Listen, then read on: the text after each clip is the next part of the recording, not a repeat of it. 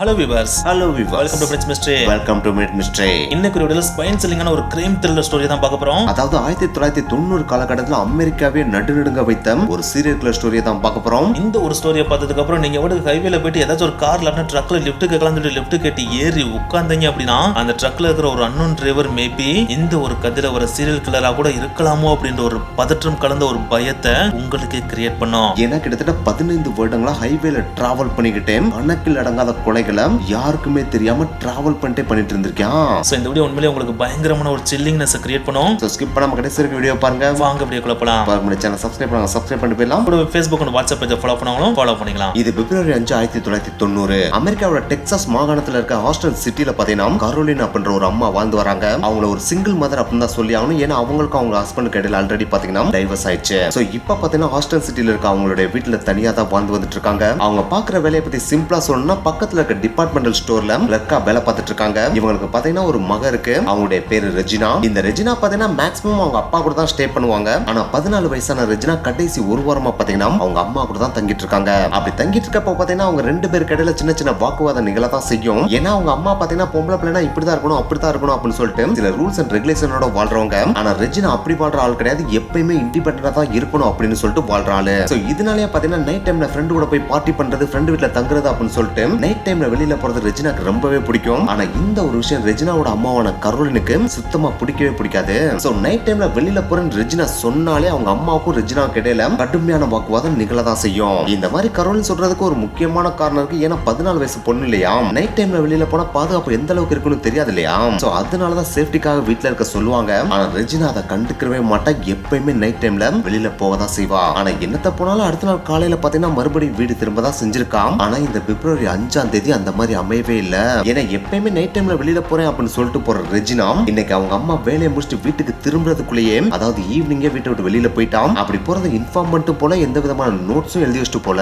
So அதனாலே Caroline பாத்தீங்கன்னா ரெஜினாவோட friends அவங்க அப்பாக்கு கால் பண்ணி ரெஜினா அங்க வந்திருக்காங்களா அப்படின்னு சொல்லிட்டு கேக்குறாங்க. ஆனா அப்படி கால் பண்ணப்ப அவங்க எல்லாரும் சொன்ன ஒரே பதில் இங்க அவங்க வரல அப்படின்றதா தான் இருந்துச்சு. சோ இந்த ஒரு விஷயம் கரோலினுக்கு ஏதோ தப்பா பண்ற மாதிரி தெரியுது. ஏன்னா அவங்க பெத்த அம்மா இல்லையா, பிள்ளைக்கு ஏதாச்சும் ஒண்ணுனா மனசுக்குள்ள குருன்னு உறுத்த ஆரம்பிச்சிடும் இல்லையா. சோ அதனாலே ரெஜினா ஏதோ ஒரு பிரச்சனையில மாட்டிக்கிட்டா அப்படின்றது அவங்களுக்கு நல்லாவே தெரியுது. சோ அன்னைக்கு நைட்டு ஃபுல்லா தூங்காம முடிஞ்ச அளவுக்கு எத்தனை பேருக்கு கால் பண்ண முடியுமோ அத்தனை பேருக்கு கால் பண்ணி ரெஜினா வந்திருக்காங்களா அப்படின்னு சொல்லிட்டு கேட்டுட்டே இருக்காங்க. ஆனா அவங்க எவ்வளவுதான் ட்ரை பண்ணாலும் ரெஜினா எங்க போனா அப்படின்றத அவங்களால கண்டுபிடிக்கவே முடியல.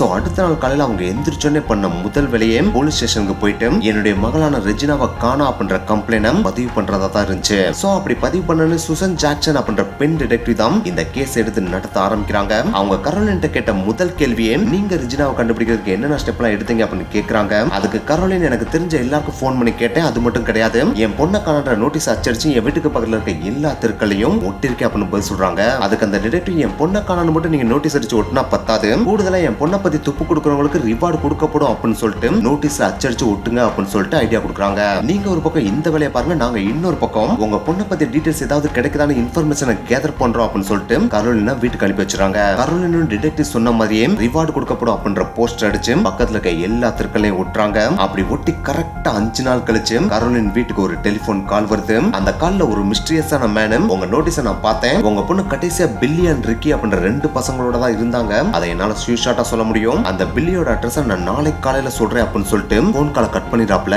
சோ இந்த ஒரு விஷயம் கரோலினுக்கு ஒரு மாதிரி சிவரிங்க கிரியேட் பண்ணுது. ஏன்னா போன் பண்றவன் எவனே தெரியல, அவன் பாட்டுக்கு போன் பண்றான். போன் பண்றதோட மட்டும் அவன் பெருசா டீடைலே சொல்லாம காலை கட் பண்ணிட்டா இல்லையா. சோ அதனாலே இந்த விஷயத்தை உடனே அந்த பெண் டிடெக்டிவ் சொல்றாங்க. அவங்க நாளை காலையில அவன் கால் பண்ற வரைக்கும் வெயிட் பண்ணுவா அப்படின்னு சொல்றாங்க. அவங்க சொன்ன மாதிரி அடுத்த நாள் காலையில அந்த மர்மமான நபர் திரும்பவும் கால் பண்றான். அப்படி கால் பண்ணாவே கரோலின் போனை எடுத்த உடனே பில்லியோட அட்ரஸ் மட்டும் சொல்லிட்டு டக்குன்னு போனை கட் பண்ணிடுறான். சோ அந்த அட்ரஸை கெட் பண்ண உடனே கரோலின் பெண் டிடெக்டிவ் அந்த அட்ரஸை சொல்றாங்க. அந்த டிடெக்டிவும் பாத்தீங்கன்னா தான் கூட 2 போலீஸை கூப்பிட்டுக்கிட்டு அந்த அட்ரஸ்க்கு விரைந்து போறாங்க.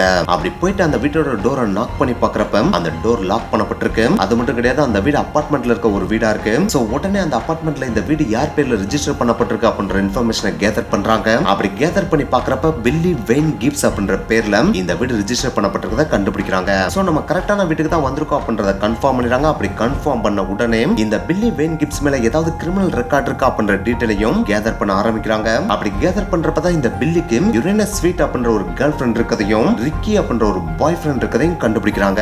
இந்த 3 பேரும் சின்ன சின்ன திருட்டு வேலைகளை பாக்குற கிரிமினல்ஸ் அப்படின்றதையும் கண்டுபிடிக்கிறாங்க. சோ இவங்க கூட எதுக்கு ரெஜினா இருந்தா அப்படின்றது தான் இங்க டிடெக்டிவ் இருந்த ஒரு மிகப்பெரிய டவுட்டாவே இருக்கு. சோ இந்த பில்லி வீட்டுக்கு வர வரைக்கும் நம்ம வெயிட் பண்ணுவோம் அப்படின்னு சொல்லிட்டு அங்கேயே 2 போலீஸ கண்காணிப்புக்கு ஓட்டுட்டு அவங்க கிளம்பி போயிடுறாங்க. அப்படி போய் 2 நாள் ஆகியும் பில்லி வீட்டுக்கு வர மாதிரியே தெரியல. சோ இப்படியே விட்டா வேலைக்காக இந்த பில்லியை எப்படியாச்சும் கண்டுபிடிச்சாங்கன்னு சொல்லிட்டு ஹைவேஸ் எல்லாத்துலயும் செக் போஸ்ட டைட்டன் பண்றாங்க. அப்படி டைட்டன் பண்றதோட பலனா ஒரு கார்ல பில்லியும் அவனுடைய கேர்ள் ஃபிரெண்டான யுரேனஸ் இருக்கதையும் கண்டுபிடிச்சிடறாங்க. அப்படி கண்டுபிடிச்சோன்னே அவனை அப்படியே அல்லேக்கா தூக்கிட்டு போய் ஜெயில வச்சு விசாரிக்கிறாங்க. அப்படி விசாரிக்கிறப்போ அவனுடைய இன்னொரு ஃப்ரெண்டான ரிக்கி எங்கடா இருக்கான் அப்படின்னு சொல்லிட்டு கேக்குறாங்க. அப்படி கேட்டோடனே பில்லினாலும் அவன் இப்ப இங்க குடியே இல்லையா, அவனை பார்த்து 4 நாள் ஆச்சு அப்படின்னு சொல்றான். அதுக்கு போலீஸ் சரி அவனை விடு, உங்க கூட சுத்திட்டு இருந்த ரெஜினான்ற பொண்ணு எங்க அப்படின்னு சொல்லிட்டு கேக்குறாங்க. அதுக்கு பில்லி ரெஜினா எங்க கூட எல்லாம் சுத்துற பொண்ணு கிடையாது, அது நல்ல பொண்ணு தான். ஆனா என்னுடைய ஃப்ரெண்ட் ரிக்கி இருக்கான் பாத்தீங்களா, அவனும் ரெஜினாவும் லவ் பண்றாங்க. ஆனா ரெஜினாக்கு வெறும் 14 வயசு ஆகிறனால அவளை ரிக்கியால கல்யாணம் பண்ண முடியாது. இருந்தாலும் ரெஜினா ரிக்கி கூட தான் வாழ ஆசைப்பட்டான். சோ அதனாலே அவங்க 2 பேரும் வீட்டை விட்டு ஓடலாம்னு சொல்லிட்டு பிளான போட்டாங்க. அப்படி பிளான் போட்ட மாதிரி அவங்க வீட்டை விட்டு ஓடிக்கலாம் அப்படின்னு சொல்லிட்டு பில்லி டிடெக்டிவ் பதில் சொல்றான். சோ அப்ப ரிக்கி ரெஜினாவும் தான் எங்கேயோ போயிருக்காங்க அப்படின்றத டிடெக்டிவ் கன்ஃபார்ம் பண்ணிடுறாங்க. ஆனா அவங்க எங்க போனாங்க அப்படின்றத இங்க இருக்க ஒரு மிகப்பெரிய கேள்வியாவே இருக்கு இல்லையா. சோ அவங்க 2 பேரும் போயிருந்தா எங்க போயிருப்பாங்க அப்படின்னு சொல்லிட்டு பில்லிட்ட கேக்குறாங்க. அதுக்கு பில்லி எனக்கு தெரிஞ்ச அளவுக்கு ரிக்கியோட ரிலேட்டிவ் மெக்சிகோல இருக்காங்கன்னு சொல்லிட்டு அடிக்கடி என்கிட்ட சொல்லிட்டே இருப்பான். சோ மேபி அங்க கூட போயிருக்கலாம் அப்படின்னு சொல்லிட்டு பில்லி பதில் சொல்றான். ஆனா என்னதான் இவன் இப்படி சொன்னாலும் ரிக்கி ரெஜினாவை கூட்டிட்டு மெக்சிகோ தான் போயிருப்பான் அப்படின்னு சொல்லிட்டு போலீஸால ஷூஷாட்டா டிசைட் பண்ணிட முடியாது இல்லையா. சோ அதனாலே இப்ப ரெஜினாவை எப்படி கண்டுபிடிக்க போறோம்னு தெரியாம போலீஸ் இப்ப வெளிப்புதிங்கி நின்னுட்டு இருக்காங்க. சோ அந்த டைம்ல டிடெக்டிவ் பண்ண ஒரே வேலை அமெரிக்கால இருக்கிற எல்லா போலீஸ் ஸ்டேஷனுக்குமே ரிக்கியை பத்தின இன்ஃபர்மேஷனை சென்ட் பண்ணி இவன் ஆல்ரெடி ப்ரொபேஷன் பீரியட்ல இருக்கான். அப்படி ப்ரொபேஷன் பீரியட்ல இருக்கிறப்ப ஒரு இடத்துல இருந்து இன்னொரு இடத்துக்கு டிராவல் பண்ணவே கூடாது. சோ இதுவே சட்டப்படி குற்றமான ஒரு விஷயம். அதே நேரத்துல மைனரா இருக்கிற ஒரு பொண்ணை வேற இழுத்துட்டு போறான். சோ அதனாலேயே இவனை நீங்க பார்த்த உடனே கைது பண்ணிட்டு எங்களுக்கு இன்ஃபார்ம் பண்ணுங்க அப்படின்னு சொல்லிட்டு அமெரிக்கால இருக்கிற எல்லா போலீஸ் ஸ்டேஷனுக்குமே இன்ஃபர்மேஷனை பாஸ் பண்றாங்க. இப்படி அவங்க இன்ஃபர்மேஷனை பாஸ் பண்ண அந்த ஒரு டைம்ல ஹாஸ்டன் சிட்டில இருந்து கிட்டத்தட்ட 15 மைல் தொலைவில் இருக்கிற ரெஜினாவோட அப்பா வீட்டுக்கு பார்த்தா ஒரு மிஸ்டீரியஸான போன் கால் வருது. அந்த போன் கால் ரெஜினாவோட அப்பாவை எடுத்து அட்டன் பண்றாரு. அப்படி அட்டன் பண்ற அந்த ஒரு கால்ல ஒரு மிஸ்டீரியஸான நபரு எங்க ரெஜினாவோட ஃபாதரா அப்படின்னு சொல்லிட்டு கேட்கிறாரு. அப்படி கேட்ட உடனே ரெஜினாவோட அப்பாவும் ஆமா நான் ரெஜினாவோட அப்பா தான் அப்படின்னு சொல்லிட்டு சொல்றாரு. அப்படி சொன்ன உடனே அந்த மிஸ்டீரியஸான மேனு உங்க பொண்ணு இப்ப ஏன் கூட தான் ஒரு தோட்டத்தை வீட்டுல இருக்கா, அவளுக்கு ரொம்ப பிடிச்ச அவளோட ஹேரை நான் கம்ப்ளீட்டா கட் பண்ணிட்டேன், அவளை நீங்க இப்ப பார்த்தீங்க அப்படின்னா உண்மையிலே ரசிப்பீங்க அப்படின்னு சொல்லிட்டு பதில் சொல்றான். இதை கேட்ட உடனே ரெஜினாவோட அப்பாங்களும் ஒரு மாதிரி பதற்றம் கிரியேட் ஆக ஆரம்பிச்சிருது. டேய் யார்டா நீ, என் பொண்ணு என்னடா பண்ணிட்டு இருக்க, என் பொண்ணு உயிரோட இருக்கா இல்லையாடா அப்படின்னு சொல்லிட்டு கேட்கிறாரு. அப்படி கேட்ட அந்த ஒரு கேள்விக்கு அவன் பதிலே சொல்லாம போன் காலை கட் பண்ணிடுறான். சோ இந்த ஒரு போன் கால் ரெஜினாவோட அப்பாவுக்கு உச்சக்கட்ட பதற்றத்தை கிரியேட் பண்ணுது. சோ உடனே இந்த ஒரு போன் காலை பத்தின டீடைல்ஸ்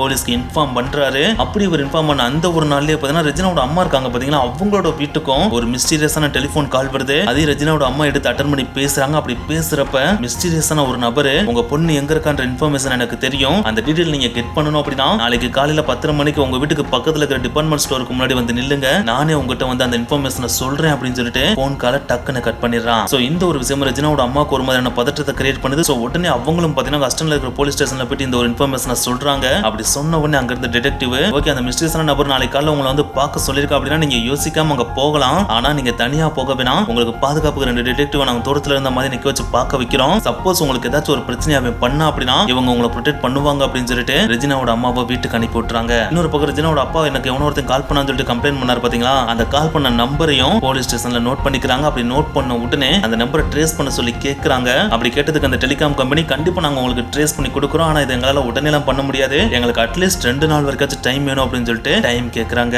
ஏன்னா இது 1990s காலகட்டம் இல்லையா, அந்த காலகட்டத்துல பாத்தீங்கன்னா இப்ப இருக்க மாதிரி அட்வான்ஸ்டு டெக்னாலஜி எல்லாம் கிடையாது இல்லையா, அதுவும் அந்த காலகட்டத்துல யூஸ் பண்ண போன் எல்லாமே பாத்தீங்கன்னா காயின் போட்டு பேசுற போன் இருக்கும் பாத்தீங்கன்னா அந்த போன் தான் யூஸ் பண்ணிருப்பாங்க. அதுல ரெஜினாவோட அப்பாவுக்கு கால் பண்ண அந்த ஒரு நம்பரும் காயின் போட்டு பேசுற போன்ல இருந்து தான் கால் பண்ணப்பட்டிருக்கு. சோ அந்த கால் எங்க இருந்து பண்ணப்பட்டிருக்கு அப்படின்றத ட்ரேஸ் பண்ணணும் அப்படின்னா அட்லீஸ்ட் எங்களுக்கு 2 நாள் வேணும் அப்படின்னு சொல்லிட்டு அந்த டெலிபோன் கம்பெனி சொல்லிடுறாங்க. சோ போலீஸும் வேற வழியே இல்லாம அதுக்காக வெயிட் பண்ணிட்டு இருக்காங்க. அப்படி வெயிட் பண்ணிட்டு இருக்கப்ப அடுத்த நாள் காலையில 10:30க்கு ரெஜினாவோட அம்மாவுக்கு ஒருத்தன் போன் பண்ணி பக்கத்துல இருக்க டிபார்ட்மெண்டல் ஸ்டோருக்கு வர சொன்னா பாத்தீங்களா, அந்த ஒரு டிபார்ட்மெண்டல் ஸ்டோருக்கு இவங்களும் போயிடுறாங்க. அப்படி போய் நிக்கிறப்ப அவங்களை யாரும் வந்து அப்ரோச் பண்ண போறா அப்படின்றது அவங்களுக்கு தெரியாமையே பதற்றத்தோட நின்றுட்டு இருக்காங்க. சோ அப்படி நிக்கிறப்ப அந்த கடைக்குள்ள வர எல்லா ஆண்களையுமே அவங்க ஏக்கத்தோட பாத்துட்டு இருக்காங்க. எவனாச்சும் ஒருத்தன் வந்து தன்னோட மகளை பத்தின இன்ஃபர்மேஷனை சொல்லிட மாட்டானா அப்படின்னு சொல்லிட்டு பாக்குறாங்க. ஆனா என்னத்தை அவங்க பார்த்தாலும் எவனுமே இவங்ககிட்ட வந்து பேசுற மாதிரியே தெரியல. அவங்களுக்கு பக்கத்துல இருக்கிற டெலிபோன்ல பேசுற மாதிரியாச்சும் எவனாச்சும் ஒருத்தன் வந்து பேசுவான் அப்படின்னு சொல்லிட்டு அவங்களும் வெயிட் பண்ணி பாக்குறாங்க. ஆனா அப்படி வெயிட் பண்றப்பையும் யாருமே வந்த மாதிரியே தெரியல. இப்படியே பாத்தீங்கன்னா கிட்டத்தட்ட 2 மணி நேரம் கிராஸ் ஆகுது. அந்த 2 மணி நேரம் ஆகியும் எவனுமே ரெஜினாவோட அம்மாட்ட வந்து பேசுற மாதிரியே தெரியல. சோ இதுக்கு மேல இங்க ரெண்டா வேலைக்கே ஆகாது, அவன் நம்மளை ஏமாத்திட்டான் அப்படின்னு சொல்லிட்டு ரெஜினாவோட அம்மாவுக்கு நல்லாவே தெரியுது.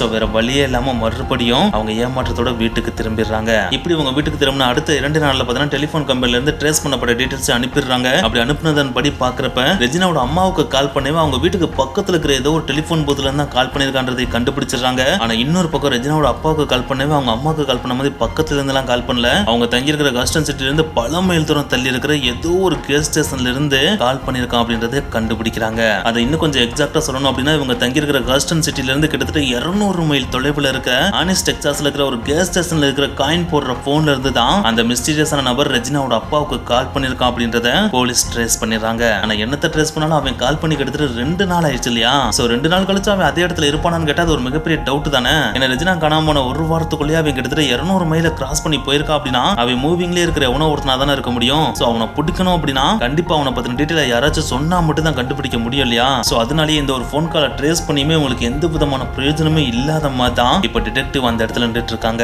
இப்படியே பாத்தீங்கன்னா நாட்கள் ஓடுது. இவங்களும் ரெஜினாவை பத்தின இன்ஃபர்மேஷன் ஏதாச்சும் கிடைக்கும் அப்படின்னு சொல்லிட்டு வெயிட் பண்ணி பாக்குறாங்க. ஆனா எதுவுமே கிடைக்கிற மாதிரி தெரியல. கடைசியா ஏப்ரல் 23ஆம் தேதி வருது. அந்த ஒரு நாள்ல டெக்சாஸ்ல இருக்கிற பசடினா அப்படின்ற ஒரு பிளேஸ்ல பாத்தீங்கன்னா ஏதோ ஒரு பாடியோட எலும்புக்கூடுகள் கிடக்குது அப்படின்ற ஒரு இன்ஃபர்மேஷன் வருது. அந்த இன்ஃபர்மேஷன் வந்த உடனே டிடெக்டிவ் அந்த இடத்துக்கு விரைந்து போறாங்க. அப்படி விரைந்து போன அவங்க அங்க இருக்கிற ஃபோரன்சிக் டிபார்ட்மெண்ட் இந்த ஸ்கெலிட்டன் இருக்கிற பாடியோட வயசு எவ்வளவு இருக்கும் அப்படின்னு சொல்லிட்டு கேக்குறாங்க. அப்படி கேக்குறப்ப இந்த எலும்பு கூட வச்சு பாக்குறப்ப கண்டிப்பா அது சின்ன பிள்ளை இல்லாட்டினா எங்கேஜ்ல இருக்கிற ஒரு பெண்மணியா தான் இருக்கணும் அப்படின்னு சொல்லிட்டு அவங்க பதில் சொல்றாங்க. அப்படி பதில் சொன்ன உடனே அந்த டிடெக்டிவ்னால ஒருவேளை இது ரெஜினாவா இருக்குமோ அப்படின்ற ஒரு டவுட் கிரியேட் ஆயிருது. சோ உடனே ரெஜினாவோட அமௌண்ட்டை போயிட்டு ரெஜினாவோட டென்டல் எக்ஸ்ரேஸா வாங்கிடுறாங்க. அப்படி வாங்கின உடனே அந்த ஒரு எக்ஸ்ரேவை அந்த பாடி எக்ஸாமின் பண்ற ஃபோரன்சிக் டாக்டர் கொடுத்து இது ரெண்டும் மேட்ச் ஆகுதா அப்படின்னு சொல்லிட்டு செக் பண்ண சொல்றாங்க. அந்த டாக்டரும் அதை செக் பண்ணி பாக்குறாங்க. அப்படி செக் பண்ணி பார்த்துட்டு நீங்க கொடுத்த இந்த ஒரு டென்டல் எக்ஸ்ரேவும் இதுவும் மேட்ச் ஆகவே இல்ல. சோ இது நீங்க எதிர்பார்க்கிற ரெஜினா கிடையாது அப்படின்னு சொல்லிட்டு பதில் சொல்லிடுறாங்க.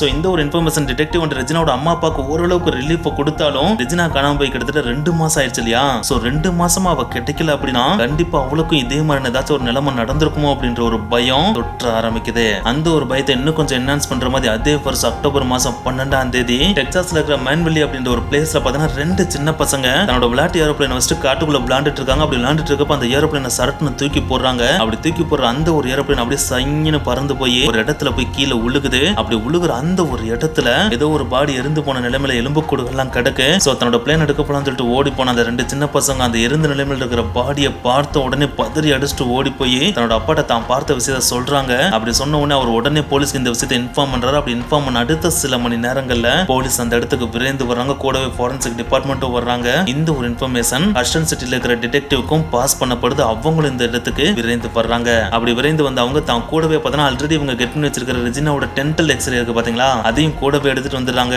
அந்த டென்டல் எக்ஸ்ரேவை இந்த பாடி எக்ஸாமின் பண்ற அந்த ஃபோரன்சிக் டாக்டர் இருப்பார் பாத்தீங்களா, அவர்கிட்ட கொடுத்து இந்த பாடி எதுவும் மேட்ச் ஆதான்னு சொல்லிட்டு செக் பண்ண சொல்றாங்க. அப்படி செக் பண்ணி பாக்குறப்ப இதுவும் கண்டிப்பா மேட்சே ஆகல. நீங்க எதிர்பார்க்கிற பெண்மணி இவங்க கிடையாது அப்படின்றத கன்ஃபார்ம் பண்ணவும் செஞ்சுறாங்க. சோ இந்த ஒரு விஷயம் ரெஜினாவோட அம்மா அப்பாட டிடெக்டிவ்க்கு ஓரளவுக்கு ரிலீஃப் கொடுத்தாலும் தன்னோட பொண்ணு காணாம போய் 6 மாசத்துக்கு மேல ஆயிடுச்சு அப்படின்றதுனாலயே எங்களோட பொண்ணு உயிரோட கிடைக்கிறாட்டியும் பரவாயில்ல, அவளோட பாடியாவாச்சும் அட்லீஸ்ட் நாங்க பார்க்கணும் அப்படின்ற ஒரு பதற்றமும் பயமும் இப்ப ரெஜினாவோட அம்மா அப்பாவுக்கு தொற்ற ஆரம்பிக்குது. சோ இப்படி இவங்களுக்கு பதற்றம் தொட்டிட்டு இருக்க அந்த ஒரு டைம்ல அதே அக்டோபர் மாசம் இவங்க தங்கி இருக்க ஹஸ்டன் சிட்டில இருந்து கிட்டத்தட்ட 940 மைல் தள்ளி இருக்கிற இல்லினாய்ஸ் அப்படின்ற பிளேஸ்ல ஒரு விவசாயி பாத்தீங்கன்னா தன்னுடைய பாலடைந்த தானிய களஞ்சியத்தை டெஸ்ட்ராய் பண்ணலாம் அப்படின்னு சொல்லிட்டு போறாரு. அது பாத்தீங்கன்னா கிட்டத்தட்ட 5 to 6 வருஷத்துக்கு மேல யூஸ் பண்ணப்படாமே கிடக்கு. அது இருக்கனால நமக்கு பெருசா பலனும் கிடையாது அப்படின்னு சொல்லிட்டு அதை தீ வச்சு கொளுத்தலாம் அப்படின்ட்டு போறாரு. அப்படி போனவர் உடனே அந்த தானிய களஞ்சியத்தை தீய வச்சு கொளுத்தாம கடைசியா தானிய களஞ்சியத்தை சுத்தி பார்த்துட்டு வந்துடும் சொல்லிட்டு உள்ள போய் சுத்தி பாக்குறாரு. அப்படி பாக்குறப்ப உள்ள மேக்ஸிமம் பாத்தீங்கன்னா அவர் யூஸ் பண்ண பழைய பொருட்களா தான் இருக்கு.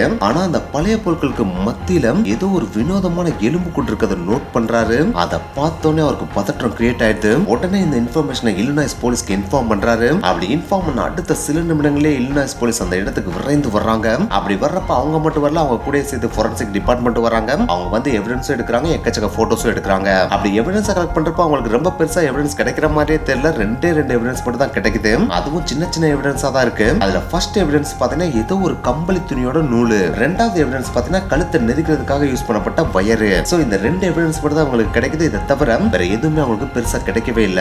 அண்ட் இந்த எலும்பு கூட வச்சு பாக்குறப்ப இது இந்த தானிய களஞ்சியத்துல ரொம்ப நாளா கிடக்கலாம், கிட்டத்தட்ட கொலை நடந்து 6 to 7 மாசம் கூட ஆயிருக்கலாம் அப்படின்றத கன்ஃபார்ம் பண்றாங்க. அதுவும் இந்த எலும்பு கூட கிடைச்ச பிளேஸுக்கு பக்கத்துல இருக்க கிரீன்வில்லே பிளேஸ்ல பாத்தீங்கன்னா கொலை அப்படின்ற ஒரு நடந்த கிட்டத்தட்ட 10 வருடங்களுக்கு மேல ஆச்சுன்னு சொல்றாங்க. அதனாலே அங்க இருக்க மக்கள் எல்லாருமே பாத்தீங்கன்னா பயங்கர பீஸ்ஃபுல்லாவும் ஹாப்பியாவும் வந்துட்டு இருந்திருக்காங்க. ஆனா அப்படி வாழ்ந்த அவங்களுக்கு அவங்க பிளேஸ்ல நடந்த இந்த ஒரு கொலை பாத்தீங்கன்னா ஒரு மாதிரியான பதற்றத்தை கிரியேட் பண்ணுது. இந்த ஒரு விஷயம் போலீஸ்க்கு ஒரு நல்ல துப்பா கொடுக்குது. ஏன்னா கடைசியா கொலை நடந்து கிட்டத்தட்ட 10 வருஷத்துக்கு மேலாகிற இந்த ஒரு கிரீன்வில்லே பிளேஸ்ல ஒரு எலும்பு கூட கிடக்குதுன்னா கண்டிப்பா அங்க இருக்க லோக்கல் பீப்புள் யாருமே இந்த கொலையை பண்ணிருக்க பண்ணிருக்க மாட்டாங்க. அப்ப வேற ஏதோ ஒருத்தன் தான் இந்த கொலையை பண்ணிருக்கணும் அப்படின்றத போலீஸ் கெஸ் பண்ணிடுறாங்க. அப்படி கெஸ் பண்றப்பதான் இந்த ஒரு தானிய களஞ்சியத்துக்கு பக்கத்திலேயே இன்டர்ஸ்டேட் 7 அப்படின்ற ஹைவே போகுது அப்படின்றதையும் போலீஸ் பாத்துறாங்க. சோ இந்த ஹைவேல டிராவல் பண்ண எவனோ ஒருத்தன் தான் இந்த கொலையை பண்ணிருக்கணும் அப்படின்றதையும் போலீஸ் கெஸ் பண்றாங்க.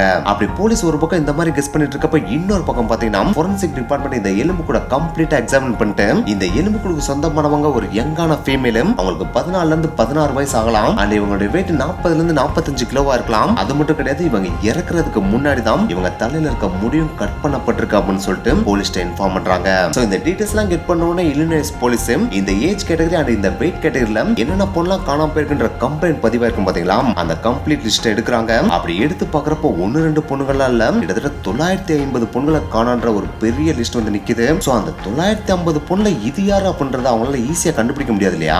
சோ இது ஒரு சாதாரண ப்ராசஸ் கிடையாது, இது ஒரு காம்ப்ளிகேட்டடான ப்ராசஸ். இதை நம்ம பண்ண முடியாது அப்படின்னு சொல்லிட்டு எங்களுடைய சர்க்கிள்ல இப்படி ஒரு எலும்பு கூட கிடைச்சிருக்கு. அது ஒரு பெண் எலும்பு கூட, அதுக்கு 14 இருந்து 16 வயசு ஆகலாம், 40 இருந்து 45 கிலோ வெயிட் இருக்கலாம். அண்ட் அது கொல்லப்படுறதுக்கு முன்னாடி தான் அது மண்டையில இருக்க முடி கம்ப்ளீட்டா கட் பண்ணப்பட்டிருக்கு அப்படின்னு எல்லா டீடைலையும் அமெரிக்கால இருக்க எல்லா போலீஸ் ஸ்டேஷனுக்கும் பாஸ் பண்றாங்க. அப்படி பாஸ் பண்றதோட மட்டும் இல்லாம இந்த ஐடென்டிட்டில உங்க ஸ்டேஷன்ல ஏதாவது கம்ப்ளைண்ட் பதிவாயிருந்தா எங்களை கான்டாக்ட் பண்ணுங்க அப்படின்னு சொல்லிட்டு இல்ல கான்டாக்ட் நம்பரும் கொடுத்திருக்காங்க. சோ இந்த ஒரு இன்ஃபர்மேஷன் பாத்தீங்கன்னா ஹாஸ்டன் சிட்டில இருக்க அந்த டிடெக்டிவ்க்கும் வந்து சேர்த்து அதை பார்த்தோன்னே அந்த பெண் டிடெக்டிவ் ஆத்தாடி இது அப்படியே ரெஜினாவோட மேட்ச் ஆகுது அப்படின்னு சொல்லிட்டு அந்த போன் நம்பரை கான்டாக்ட் பண்றாங்க. அப்படி கான்டாக்ட் பண்றப்ப ஆப்போசிட் சைடுல போன் பாத்தீங்கன்னா என்கேஜாவே இருக்கு. கிட்டத்தட்ட அரை மணி நேரம் ட்ரை பண்ணி கடைசி அந்த போன் அட்டன் ஆகுது. அப்படி அட்டன் ஆனோடனே நீங்க கொடுத்த ஐடென்டிட்டில எங்க சர்க்கிள்ல ரெஜினான்ற ஒரு பொண்ணு காணாம போயிருக்காங்க. சோ உடனே நான் வந்து அந்த எலும்பு கூட பார்க்கலாமா அப்படின்னு சொல்லிட்டு கேக்குறாங்க. அதுக்கு ஆப்போசிட் சைடுல இருந்து வெயிட் பண்ணுங்க மேடம், உங்கள மாதிரி எக்கச்சக்கம் பேரு எங்க சர்க்கிள்ல காணாம போன பொண்ணு, எங்க சர்க்கிள்ல காணாம போன பொண்ணுன்னு சொல்லிட்டு இந்த பாடியை கேட்டுட்டு இருக்காங்க. சோ நாங்க வெயிட் பண்ணி தான் பதில் சொல்ல முடியும் அப்படின்னு சொல்லிட்டு போனை கட் பண்ண போறாங்க.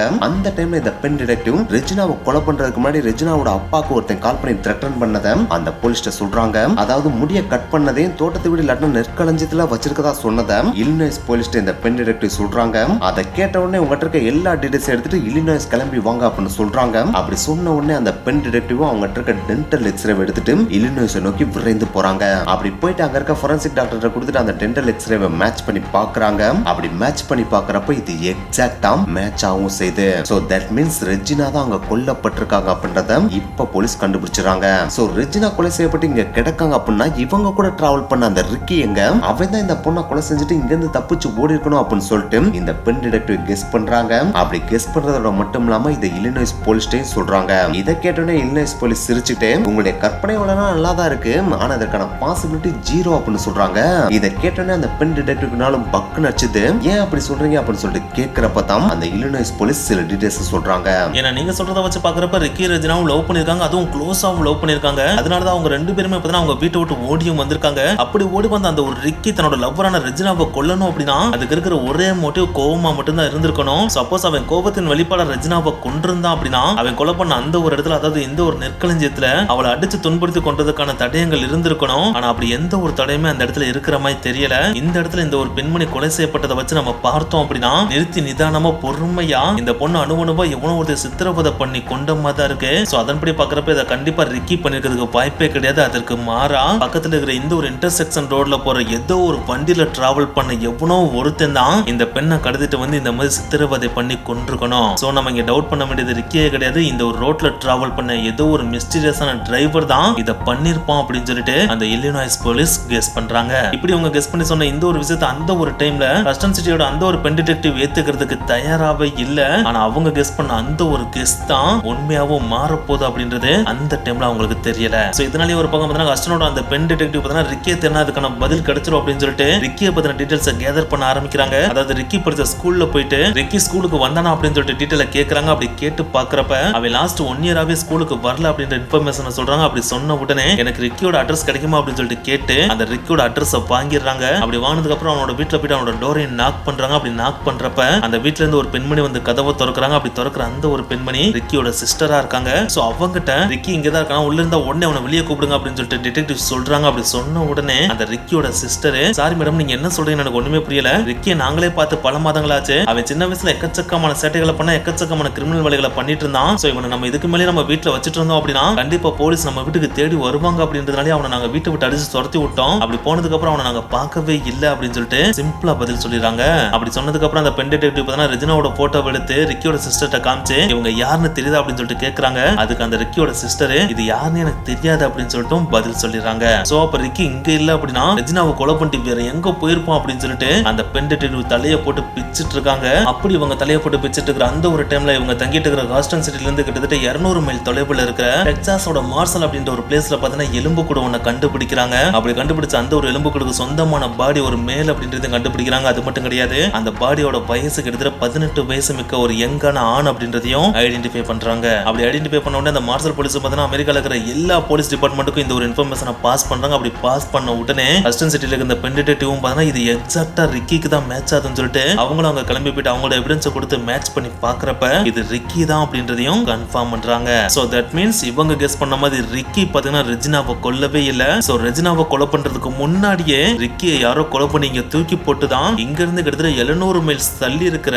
இல்லினாய்ஸ்ல போயிட்டு ரெஜினாவை ஒருத்தன் கொலை பண்ணிருக்கான் அப்படின்றதையும் இந்த பெண் டிடெக்டிவ் உணர்றாங்க. சோ அப்ப இந்த ரெண்டு பேரையும் கொலை பண்ண அந்த ஒரு கொலையாளி யார் அப்படின்றதான் இங்க இருக்கிற $1 மில்லியன் கேள்வியாவே இருக்கு. இதற்கான பதில கண்டுபிடிக்கணும் அப்படின்னா இந்த ஒரு இன்சிடென்ட் நடந்துட்டு இருக்கிற இந்த ஒரு டைம்ல அதுக்கு பேரலாவே அமெரிக்கால இருக்கிற அரிசோனா சிட்டில இருக்கிற ஒரு ஹைவேல பாத்தீங்கன்னா ஒரு பெண்மணி அவங்களோட உடல் முழுக்க காயங்களோட தன்னோட கழுத்துல நாய்க்கு கட்டுற சங்கிலியை கட்டின மாதிரி அங்க வர்ற கார்கள் எல்லாத்தையுமே மறைச்சு எனக்கு ஹெல்ப் பண்ணுங்க சொல்லிட்டு கேட்டுட்டு இருக்காங்க. அப்படி அவங்க கேட்டுட்டு இருக்கப்ப அந்த வழியில வந்த ஒரு கார் பாத்தீங்கன்னா நிப்பாட்டி என்ன மேடம் என்ன ஆச்சுன்னு கேக்குறப்ப என்னைய தயவு செஞ்சு பக்கத்துல இருக்கிற போலீஸ் ஸ்டேஷன்ல மட்டும் கொண்டு போய் விடுங்க அப்படின்னு சொல்லிட்டு கெஞ்சுறாங்க. அப்படி கெஞ்சின உடனே அந்த கார் டிரைவரும் பாத்தீங்கன்னா அவங்களை கூட்டு போய் போலீஸ் ஸ்டேஷன்ல விடுறாங்க. அப்படி விட்ட உடனே அந்த பெண்மணியும் எக்ஸாக்ட்டா 1 வீக்குக்கு முன்னாடி நான் ஒரு ட்ரக் டிரைவர்ட்ட லிஃப்ட் கேட்டு போலான்னு சொல்லிட்டு ஏறினேன். அப்படி நான் அந்த ட்ரக்ல ஏறி போயிட்டு இருக்கப்ப நான் கொஞ்ச நேரத்துல தூங்கிட்டேன். அப்படி தூங்கினதுக்கு அப்புறம் அவன் ஏதோ ஒரு செடக்டிவ் மருந்து எனக்கு கொடுத்துட்டான்னு நினைக்கிறேன். அப்படி கொடுத்ததுக்கு அப்புறம் என்னை எக்கச்சக்க தடவை செக்ஸுவலி அசால்ட் பண்ணான். அப்படி பண்ணிட்டு மறுபடியும் அவன் என்னை ட்ரக்ல ஏத்திட்டு கூட்டு போலான்னு சொல்லிட்டு கூட்டு வந்தான். அப்படி கூட்டு வர்ற அந்த ஒரு டைம்ல என்னோட கை கால்களை கட்டாம விட்டுட்டான். அப்படி கட்டாம விட்ட அந்த ஒரு டைம்ல அவன் மறுபடியும் ஒரு கேஸ் ஸ்டேஷன்ல போயிட்டு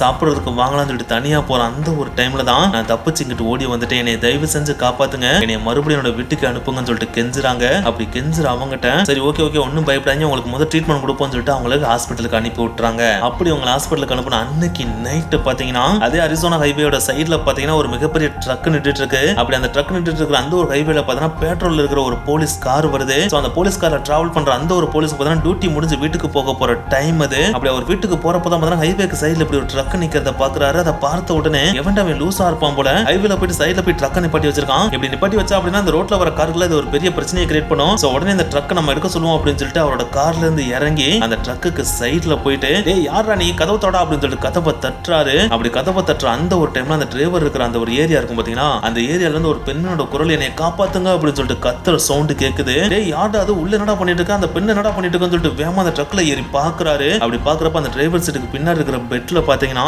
அந்த பெண்ணோட கைகள் எல்லாம் செயின்ல கட்டப்பட்டு அந்த செயினை பாத்தீங்கன்னா அந்த லாரியோட சைடுல பாத்தீங்கன்னா டைட்டா கட்டி வச்சிருந்திருக்கான். சோ அவங்க போலீஸை பார்த்தோன்னே காப்பாத்துங்க சார் சொல்லிட்டு பயங்கரமா கத்துறாங்க. அப்படி கத்துனோடனே இந்த போலீஸ்காரர் பாத்தீங்கன்னா அவரோட கன் எடுத்து டக்குன்னு அவருக்கு நேரா நீட்டி ஒழுங்கா கீழே இறங்கலன்னா அவனை ஷூட் பண்ணிருவேன் அப்படின்னு சொல்லிட்டு மிரட்டுறாரு. அப்படி மிரட்டின உடனே அவனு மெல்ல கீழே இறங்கி வர்றான். அப்படி இறங்கி வந்த அவன் சார் நீங்க நினைக்கிறவங்கள இங்க எதுவும் பெருசா தப்பா நடக்கல, அந்த பெண்மணி எனக்கு ரொம்ப தெரிஞ்சவங்க தான், சோ எங்களை விட்டுட்டீங்க அப்படின்னா நாங்க இங்க இருந்து கிளம்பி போயிருவோம் அப்படின்னு சொல்லிட்டு சொல்றான். அப்படி சொன்ன உடனே அந்த போலீஸ்காரர் அதெல்லாம் நான் பாத்துக்கிறேன், முதல்ல பின்னாடி திரும்பிட்டு கையை கட்டு அப்படின்னு சொல்லிட்டு அவனோட கையில விலங்க மாட்டிட்டு அவனை இழுத்துட்டு போய் அவரோட பெட்ரோல் கார்லயே உட்கார வச்சிருக்காரு. அப்படி அவனை உட்கார வச்சனே மறுபடியும் அவர் நடந்த அந்த ட்ரக்குக்கு வந்து அங்க இருக்கிற பெண்மணிட்ட நீங்க பயப்படாதீங்க, நான் இங்க தான் இருக்கேன், இது ஒரு கிரைம் சீன், சோ பக்கத்துல இருக்கிற போலீஸ் ஸ்டேஷனுக்கு நான் இன்ஃபார்ம் பண்ணிட்டேன், அவங்க உடனே இங்க வருவாங்க, சோ அவங்க வந்த உடனே நடந்த எல்லா விஷயத்தையும் ப்ராப்பரா சொல்லுங்க, அது வரைக்கும் நீங்க இங்க தான் இருக்கணும் அப்படின்னு சொல்லிட்டு அவங்களை அங்கேயே இருக்க சொல்றாரு. அப்படி சொன்ன கொஞ்ச நேரத்துல போலீஸ் அங்க வர்றாங்க. அப்படி வந்து அவங்க அந்த பெண்மணியை மீட்டு ஹாஸ்பிட்டல் சேர்க்கறாங்க. இன்னொரு பக்கம் அந்த டிரைவர் அலேக்கா தூக்கிட்டு போய் ஜெயில போட்டுறாங்க. அப்படி ஜெயில போட்டு அவன் மேல பாத்தீங்கன்னா இனிஷியலா ஒரே ஒரு கம்ப்ளைண்ட் தான் பதிவு பண்றாங்க. அதாவது இவன் ஒரு பெண்மணியை கடத்தி அந்த பெண்ணை செக்ஸுவலி அபியூஸ் பண்ண ட்ரை பண்றான் அப்படின்ற ஒரு கேஸ் மட்டும் தான் அவன் மேல போடுறாங்க.